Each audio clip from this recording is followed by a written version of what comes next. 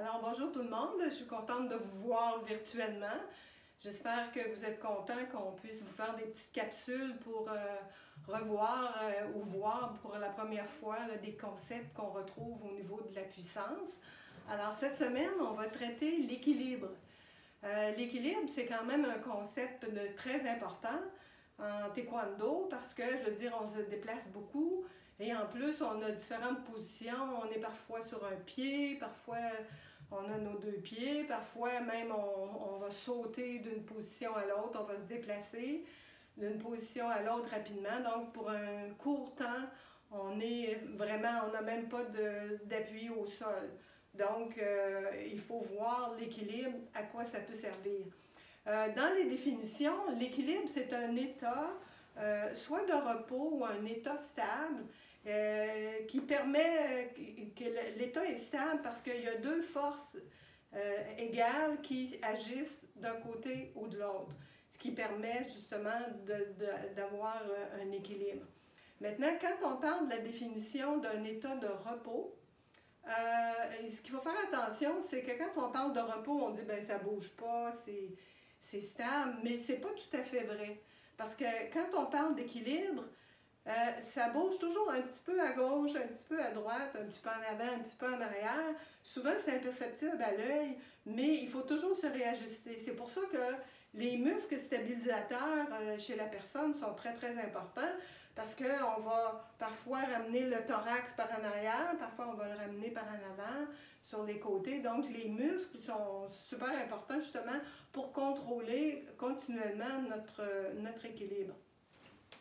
Si on regarde maintenant les définitions, comme on a dit la semaine passée dans notre capsule, inquiétez-vous pas, on va vous donner les définitions écrites, mais c'est juste pour se faire une idée. L'équilibre, c'est l'état de quelqu'un ou d'un animal qui maîtrise sa position et ses mouvements, qui ne tombe pas. Le mot maîtrise est important ici parce que quand on parle de maîtrise, c'est justement l'utilisation des muscles stabilisateurs. C'est sûr aussi qu'on a des informations de la proprioception qui nous indiquent la position de notre corps dans l'espace. Puis il y a aussi la vue là, qui nous aide aussi à maintenir l'équilibre. Il y a aussi une autre définition qui serait l'état de repos ou une position stable d'un système obtenu par l'égalité de deux forces ou de deux poids, parce qu'un poids, c'est une force qui se pose continuellement. Maintenant, on a différents types d'équilibre. Il y a l'équilibre statique, c'est la faculté d'exécuter un geste sur place, tandis que l'équilibre dynamique, c'est la faculté d'exécuter un geste en déplacement ou avec un élan. Donc, c'est évident qu'en taekwondo, on est plus souvent dans l'équilibre dynamique. Donc, il faut toujours ramener notre équilibre à l'aide des muscles, puis rapidement, à l'aide des réflexes, justement pour garder l'équilibre, même si on est en déplacement. Une autre définition, ce serait l'équilibre dynamique lorsqu'il s'agit de maintenir son équilibre en étant en mouvement, alors que l'équilibre statique consiste à maintenir son équilibre tout en restant immobile. Bon, pour ceux qui vont passer un examen, là, on ne vous demande pas d'apprendre par cœur mot à mot. Ce qu'on veut, c'est que vous compreniez un peu l'essence de ces définitions. Alors, pour commencer, on va parler des différentes positions qu'on a en taekwondo. On se demande pourquoi il y a tant de positions. Est-ce que c'est pour nous torturer l'esprit quand on arrive à des examens, on se dit, ben, il y a telle position, telle position. Non, je veux dire, chaque position a son rôle à jouer. La position la plus commune, c'est la position de marche. Alors, je vais vous montrer un peu quand on prend une position de marche. On peut entourer, je vais la ramener un peu comme ça. Ça fait comme un genre de rectangle et c'est ce qu'on appelle la base de sustentation. C'est-à-dire qu'on a deux points d'appui et lorsque notre centre de masse arrive à l'intérieur de cette base de sustentation, on est en équilibre. Maintenant, si on prend la position de marche basse, on se rend compte que la base de sustentation est beaucoup plus grande, donc on est plus en équilibre. On peut se poser la question, pourquoi on ne prend pas toujours la même?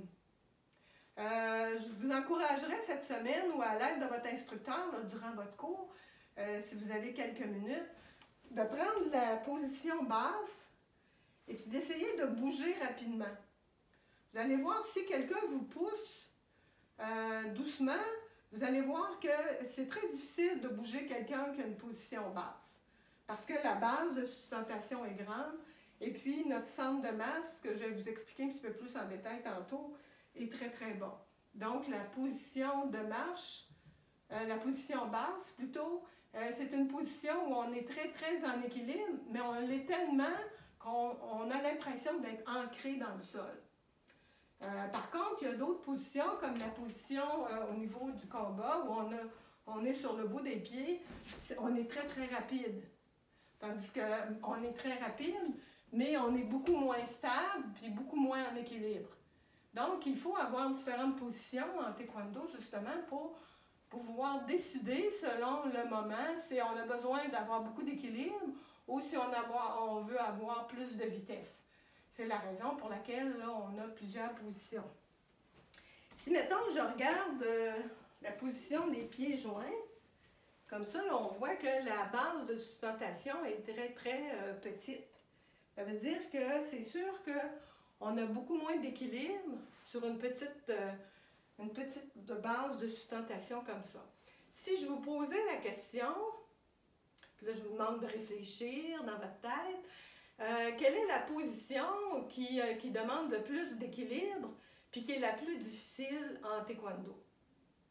Ben, je pense que la plupart vont nous parler de la position d'attente fléchie sur un pied. Alors, je vais en parler tantôt, mais on se rend compte qu'on n'a seulement qu'une petite base de sustentation, étant donné qu'on est seulement que sur un pied. Donc, on n'a pas beaucoup d'équilibre. Je vais vous expliquer plus en détail au niveau du centre de masse, l'effet que ça peut donner. Alors, le centre de masse, je veux dire, notre corps est constitué de beaucoup de matière. C'est sûr qu'on a un axe de symétrie gauche-droite, mais si on se coupe en plein milieu au niveau du nombril, l'axe de symétrie, il n'est pas tout à fait au centre parce qu'on a des épaules qui sont quand même assez imposantes, un bassin. C'est pour ça que les femmes, on a un centre de masse qui est un petit peu plus bas que le nombril, tandis que les hommes, c'est vis-à-vis le nombril. Si je vous pose la question « Pourquoi? » Je vous laisse réfléchir. Exactement, c'est que les femmes, on a un bassin plus large, donc le centre de masse des femmes est un petit peu plus bas que les hommes, tandis que les hommes, eux autres, ont un centre de masse plus élevé à cause de leurs épaules. C'est la raison pour laquelle aussi les femmes, quand elles font du kayak, elles renversent moins parce que justement leur centre de masse est beaucoup plus bas. C'est un avantage qu'on a.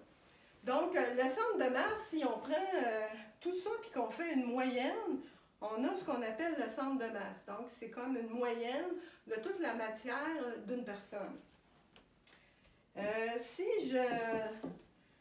je prends une personne, simulée ici, qui est très maigre, avec son centre de masse, si la personne a les deux pieds joints, puis que je baisse, mettons que je pousse la personne ou que la personne se penche, on voit très bien que le centre de masse, c'est pas long, même si elle se penche un petit peu, que son centre de masse va sortir en dehors de la base de sustentation. Donc, c'est beaucoup plus facile à tomber. Tandis que si j'ai, par exemple, la position basse, puis que la personne se penche, regardez comment ça prend du temps avant que le centre de masse sorte en dehors de la base de sustentation. Donc, c'est pour ça qu'il y a des positions qui sont beaucoup plus faciles que d'autres. Vous avez vu aussi, c'est quand vous regardez en ski, les enfants là, qui font du ski puis qui apprennent à faire du ski, ils tombent presque jamais puis ils sont même pas capables de bien posséder les techniques. Bien, c'est parce que justement, leur centre de masse est très très bas. Là, je vais vous parler un peu de la position d'attente fléchie. C'est une position qui est difficile, mais je vais essayer de vous expliquer un peu les principes physiques qui sont en arrière de cette position-là. Bon, quand on prend au départ, au niveau de la phase 1, si on parle de la vague, on va baisser un peu et on va mettre à peu près peut-être 90% de notre poids déjà sur le pied qui va devenir notre base de sustentation. C'est-à-dire que le cerveau, il se prépare déjà à mettre son centre de masse sur ce pied-là qui va être notre base de sustentation. Maintenant, on baisse, on monte. En montant, on lève le pied qui est au sol. Mais le pied qui est au sol, il faut le mettre le plus près possible de notre corps et non pas très loin. Parce que si on le met très loin, c'est beaucoup plus difficile pour l'équilibre. Alors, si on le met très très près, et quand on fléchit, bien là, on se retrouve avec une bonne position d'équilibre.